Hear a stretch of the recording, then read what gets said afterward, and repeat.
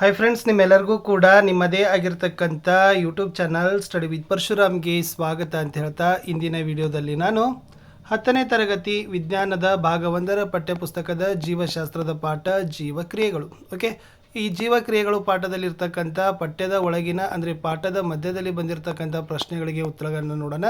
ವಿಡಿಯೋನ like, share ಮತ್ತು subscribe ಮಾಡೋದನ್ನು ಮಾತ್ರ ಮರೆಯದಿರಿ ಅಂತ ಹೇಳ್ತಾ ತುಂಬ ಮೋಸ್ಟ್ ಇಂಪಾರ್ಟೆಂಟ್ ಆಗಿರ್ತಕ್ಕಂಥ ವಿಡಿಯೋ ಇದೆ. ಸೊ ಅಭ್ಯಾಸ ಪ್ರಶ್ನೆ ಉತ್ತರಗಳನ್ನು ನೆಕ್ಸ್ಟ್ ಹಾಕ್ತೀನಿ. ಪ್ರತಿ ಪಾಠದ LBಗಳು ಕೂಡ ಬರ್ತಾ ಇದ್ದಾವೆ, ಅವುಗಳನ್ನು ಸಹಿತ ನೋಡೋದನ್ನು ಮಾತ್ರ ಮರೆಯದಿರಿ ಅಂತ ಹೇಳ್ತಾ ಈ ವಿಡಿಯೋವನ್ನು ಪ್ರಾರಂಭಿಸೋಣ. ಸೊ ಫಸ್ಟ್ ಕೇಳಿದರು, ಮನುಷ್ಯರಂಥ ಬಹುಕೋಶೀಯ ಜೀವಿಗಳ ಆಕ್ಸಿಜನ್ ಅವಶ್ಯಕತೆಯನ್ನು ಪೂರೈಸಲು ವಿಸರಣೆ ಸಾಕಾಗುವುದಿಲ್ಲ ಏಕೆ? ಉತ್ತರ, ಮನುಷ್ಯರಂಥ ಬಹುಕೋಶೀಯ ಜೀವಿಗಳ ದೇಹ ಹೆಚ್ಚು ಸಂಕೀರ್ಣ ಆಗಿರೋದರಿಂದ ಎಲ್ಲ ಜೀವಕೋಶಗಳು ಸುತ್ತಲಿನ ಪರಿಸರದೊಂದಿಗೆ ಸಂಪರ್ಕಿಸಲು ಸಾಧ್ಯ ಆಗೋದಿಲ್ಲ. ಆದ್ದರಿಂದ ವಿಸರಣೆ ಎಲ್ಲ ಜೀವಿಕೋಶಗಳ ಅಗತ್ಯವನ್ನು ಪೂರೈಸಲು ಸಾಧ್ಯನೇ ಇಲ್ಲ. ಮುಂದಿನ ಪ್ರಶ್ನೆ, ಕೆಲವೊಂದಕ್ಕೆ ಜೀವವಿದೆ ಎಂದು ನಿರ್ಧರಿಸಲು ನಾವು ಬಳಸ್ತಕ್ಕಂಥ ಮಾನದಂಡಗಳು ಏನು? ಚಲನೆ, ಪೋಷಣೆ, ಬೆಳವಣಿಗೆ, ಸಂತಾನೋತ್ಪತ್ತಿ ಮತ್ತು ಉಸಿರಾಟ. ಇವು ಒಂದು ಕ್ರಿಯೆಗಳ ಆಧಾರದ ಮೇಲೆ ನಾವು ಜೀವ ಇದೆ ಅಂತ ಏನು ಮಾಡ್ತೀವಿ, ನಿರ್ಧಾರವನ್ನು ಮಾಡ್ತೀವಿ.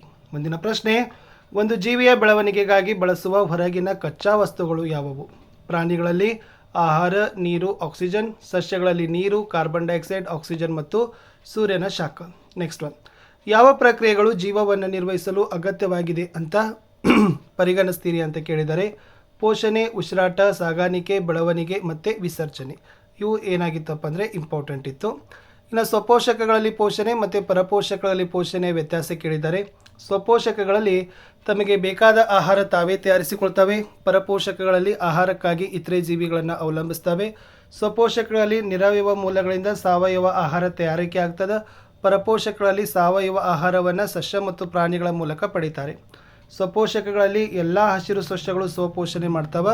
ಪರಪೋಷಕಗಳಲ್ಲಿ ಹರಿತಿಲ್ಲದ ಸಸ್ಯಗಳು ಎಲ್ಲ ಪ್ರಾಣಿಗಳು ಪರಪೋಷಣೆಯನ್ನು ಮಾಡ್ತವೆ. ನೆಕ್ಸ್ಟ್ ಒನ್, ದ್ಯುತಿಸಂಶ್ಲೇಷಣೆಗೆ ಅಗತ್ಯವಾದ ಪ್ರತಿಯೊಂದು ಕಚ್ಚಾ ಪದಾರ್ಥವನ್ನು ಸಸ್ಯಗಳು ಯಾವ ಮೂಲದಿಂದ ಪಡೆದುಕೊಳ್ತವೆ?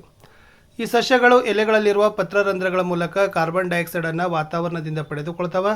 ಬೇರುಗಳ ಸಹಾಯದಿಂದ ಮಣ್ಣಿನಲ್ಲಿರುವ ನೀರು ಹೀರಿಕೊಂಡ್ರೆ ಎಲೆಗಳಲ್ಲಿರುವ ಪತ್ರ ಅರಿತು ಸೂರ್ಯನ ಶಾಖವನ್ನು ಹೀರಿಕೊಳ್ತವೆ. ನಮ್ಮ ಜಠರದಲ್ಲಿ ಆಮ್ಲದ ಪಾತ್ರವೇನು ಅಂತ ಕೇಳಿದ್ದಾರೆ. ಎಸ್, ಇದು ಜಠರ್ನಲ್ಲಿ ಹೈಡ್ರೋಕ್ಲೋರಿಕ್ ಆಮ್ಲವನ್ನು ಸ್ರವಿಸ್ತದೆ. ಇದು ಪೆಪ್ಸಿನ್ ಕಿಣ್ವದ ಕ್ರಿಯೆಯನ್ನು ಉತ್ತೇಜಿಸಲು ಆಮ್ಲೀಯ ಮಾಧ್ಯಮವನ್ನು ಉಂಟು ಮಾಡ್ತದೆ. ಆಹಾರದೊಂದಿಗೆ ಜಠರವನ್ನು ಪ್ರವೇಶಿಸುವ ಸೂಕ್ಷ್ಮಾಣುಜೀವಿಗಳನ್ನು ನಾಶಪಡಿಸ್ತಕ್ಕಂಥ ಕೆಲಸ ಈ ಆಮ್ಲ ಮಾಡ್ತದೆ. ಎಸ್, ಜೀರ್ಣಕಾರಿ ಕಿಣ್ವಗಳ ಪಾತ್ರವೇನು ಕೇಳಿದರೆ ಇದು ಸಂಕೀರ್ಣ ಆಹಾರವನ್ನು ಸರಳ ವಸ್ತುಗಳನ್ನಾಗಿ ವಿಭಜಿಸ್ತದೆ. ಜೈವಿಕ ಕ್ರಿಯೆಗಳಿಗೆ ಅಗತ್ಯವಾದ ವಸ್ತುವನ್ನು ಒದಗಿಸ್ತದೆ.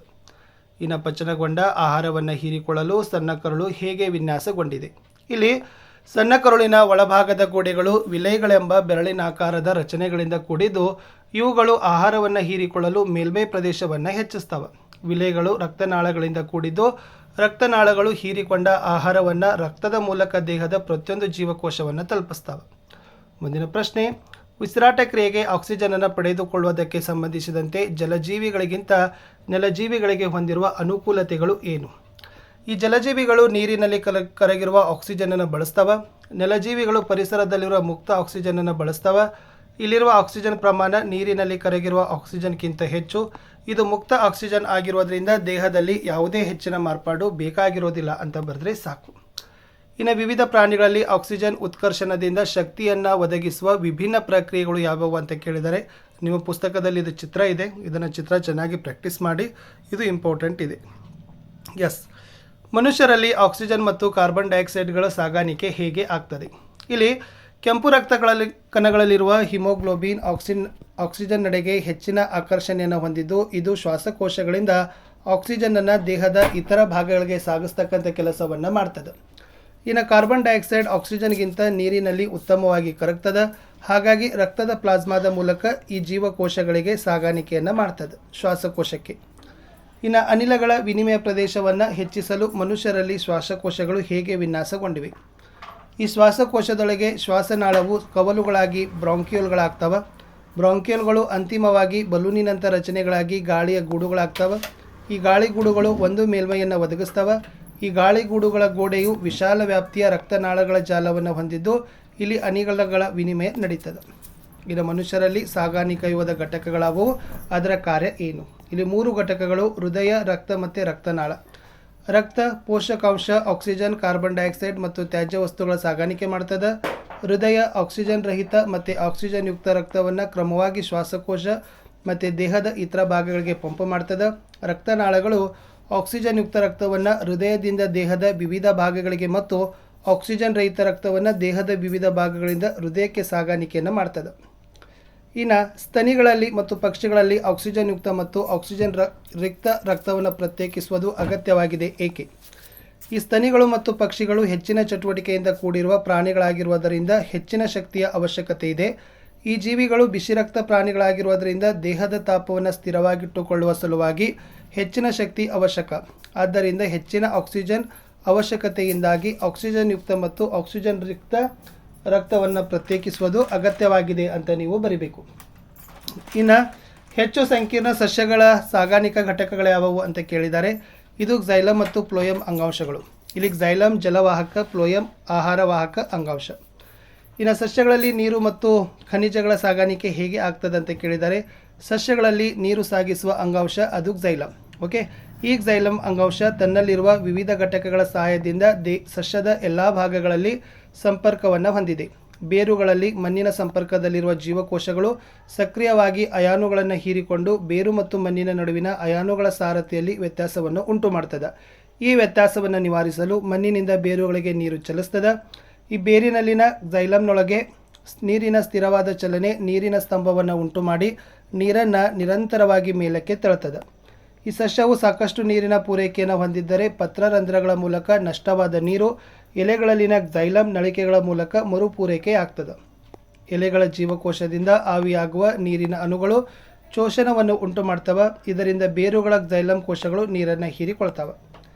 ಇನ್ನು ಸಸ್ಯಗಳಲ್ಲಿ ಆಹಾರದ ಸಾಗಾಣಿಕೆ ಹೇಗೆ ಆಗ್ತದೆ? ಸಸ್ಯಗಳಲ್ಲಿ ಆಹಾರ ಸಾಗಿಸ್ತಕ್ಕಂಥ ಅಂಗಾಂಶವನ್ನು ನಾವು ಫ್ಲೋಯಂ ಅಂಗಾಂಶ ಅಂತ ಕರಿತೀವಿ. ಇದು ಆಹಾರ ಮತ್ತು ಇತರೆ ವಸ್ತುಗಳ ಸ್ಥಾನಾಂತರವು ಜರಡಿನಾಳದ ಪಾರ್ಶ್ವ ಸಂಗಾತಿ ಜೀವಕೋಶದ ಸಹಾಯದಿಂದ ಮೇಲ್ಮುಖ ಮತ್ತು ಕೆಳಮುಖ ಎರಡೂ ದಿಕ್ಕುಗಳಲ್ಲಿ ನಡೀತದೆ. ATPಯಿಂದ ಶಕ್ತಿಯನ್ನು ಬಳಸಿಕೊಂಡು ಸುಕ್ರೋಸ್ನಂಥ ವಸ್ತುವನ್ನು ಫ್ಲೋಯಂ ಅಂಗಾಂಶಕ್ಕೆ ವರ್ಗಾಯಿಸ್ತದೆ. ಇದರಿಂದ ಅಂಗಾಂಶದ ಅಭಿಸರಣ ಒತ್ತಡ ಹೆಚ್ಚಾಗಿ ನೀರು ಅಂಗಾಂಶದೊಳಗೆ ಪ್ರವೇಶವನ್ನು ಮಾಡ್ತದೆ. ಈ ಒತ್ತಡ ಫ್ಲೋಯಂನಿಂದ ವಸ್ತುಗಳು ಕಡಿಮೆ ಒತ್ತಡವಿರುವ ಅಂಗಾಂಶಗಳಿಗೆ ಚಲಿಸುವಂತೆ ಮಾಡಿ ಆಹಾರದ ಸಾಗಾಣಿಕೆ ನಡೀತದೆ. ಇನ್ನು ನೆಫ್ರಾನ್ನ ರಚನೆ ಮತ್ತು ಕಾರ್ಯಗಳನ್ನು ವಿವರಣೆ ಮಾಡಬೇಕು. ಸೊ ಇಲ್ಲಿ ನೆಫ್ರಾನ್ ಅನ್ನೋದು ಮೂತ್ರಜನಕಾಂಗದ ರಚನಾತ್ಮಕ ಮತ್ತು ಕಾರ್ಯನಿರ್ವಾಹಕ ಘಟಕ. ಇದು ನೆಫ್ರಾನ್, ಗ್ಲಾಮೆರುಲಸ್, ಬಹುಮಣ್ಣನ ಹೊದಿಕೆ, ಆಮೇಲೆ ಹೆನ್ಲೆಯ ಕುಣಿಕೆಗಳೆಂಬ ಪ್ರಮುಖ ಭಾಗಗಳನ್ನು ಹೊಂದಿದೆ. ಈ ನೆಫ್ರಾನ್ಗಳು ರಕ್ತವನ್ನು ಶುದ್ಧೀಕರಿಸುವ ಮೂತ್ರಜನಕಾಂಗದ ಘಟಕಗಳು. ಇವು ಮೂತ್ರಪಿಂಡಗಳಲ್ಲಿ ರಕ್ತದಿಂದ ಯೂರಿಯಾ ಮತ್ತು ಯೂರಿಕ್ ಆಮ್ಲಗಳಂಥ ನೈಟ್ರೋಜನ್ ಯುಕ್ತ ತ್ಯಾಜ್ಯಗಳನ್ನು ಹೊರಹಾಕ್ತವೆ. ಸಸ್ಯಗಳು ತ್ಯಾಜ್ಯ ಪದಾರ್ಥಗಳನ್ನು ಹೊರಹಾಕುವ ವಿಧಾನಗಳು: ಎಲೆಗಳಲ್ಲಿ ಸಂಗ್ರಹಿಸಿರುವ ಎಲೆ ಉದುರಿಸುವುದು, ಮೃತ ಜೀವಕೋಶಗಳಿರುವ ಹೊರಧರ್ಮದಂಥ ಅಂಗಾಂಶದ ಮೂಲಕ, ಹಳೆ ಕ್ಸೈಲಮ್ಗಳಲ್ಲಿ ಅಂಟು ಮತ್ತು ರಾಳದ ರೂಪದಲ್ಲಿ ಸಂಗ್ರಹ, ಬೇರಿನ ಮೂಲಕ ಮಣ್ಣಿಗೆ ವಿಸರ್ಜನೆ, ಹೆಚ್ಚಿನ ನೀರನ್ನು ಬಾಷ್ಪ ವಿಸರ್ಜನೆ ಮೂಲಕ ಹೊರಹಾಕ್ತವೆ.